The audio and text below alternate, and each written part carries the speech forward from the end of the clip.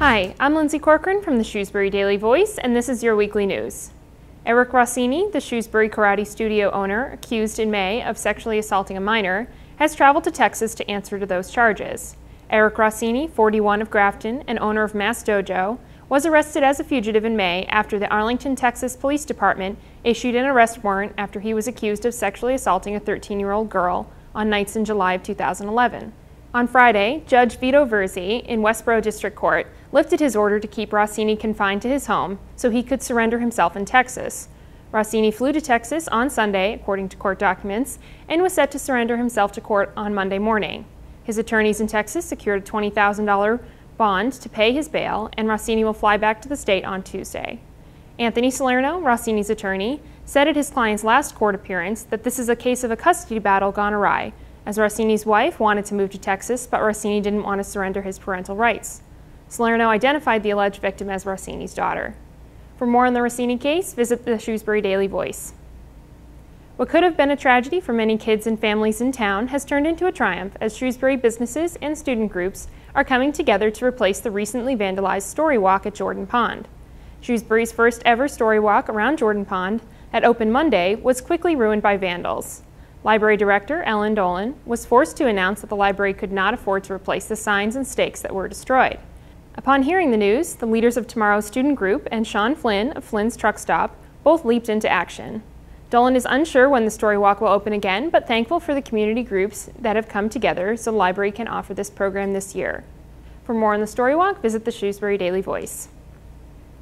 Shrewsbury Rotarians and town officials are working to replace the clock located at the intersection of Maple Avenue and Main Street following an accident Monday that knocked it down.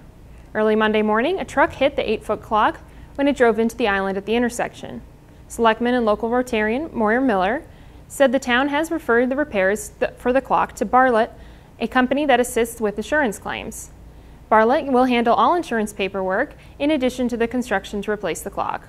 The estimated cost of repairs is from $20,000 to $30,000, but Miller said the town expects the work to be done at no cost to the taxpayer. The Regatta Point and Lake Park beaches on Lake Quinsigamond have reopened, but the south side of the lake is still not safe for swimming, health officials announced. Due to sanitary sewer overflow in the vicinity of 83 Lake Ave in Worcester, health officials last week advised the public not to swim, bathe, or fish in the area south of the Route 9 bridge to Anna Street on the Worcester side of the lake. Results from Saturday's water quality sampling performed by the Massachusetts Department of Conservation and Recreation indicate that the water quality readings at the two beaches are normal. The City of Worcester's Department of Inspectional Services water sample results continue to suggest that the bacteria levels are still a concern south of the Route 9 bridge to Anna Street on the Worcester side of Lake Quinsigamond. Public health officials still advise the public to not swim, bathe, or fish in the area.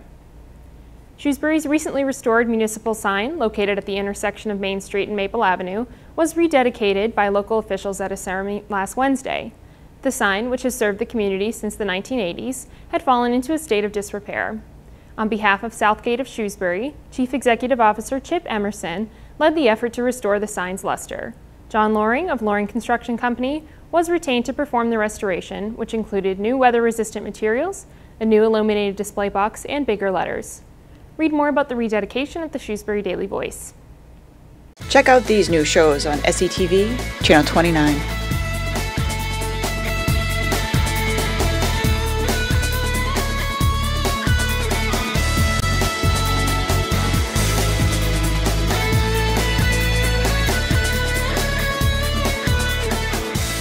SCTV 29.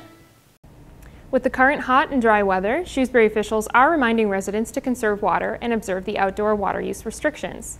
Usage was up considerably, and although the town is not considering additional bans at this time, the restrictions are important during dry spells, Town Manager Dan Morgado said. Specifics of the ban include that all outdoor water use is restricted from 9 a.m. to 5 p.m., but that even-numbered addresses may use water outdoors on Tuesdays, Thursdays, and Saturdays, and odd-number addresses may use water outdoors Wednesdays, Fridays, and Sundays. Learn more about the current water restrictions and stay up to date with the latest at the Shrewsbury Daily Voice. I'm Lindsay Corcoran, and this has been your weekly news. To see these stories and much more, visit shrewsbury.dailyvoice.com. Be sure to tune into SPAC 28 again next Thursday at 7 and 10 p.m. Thanks for watching.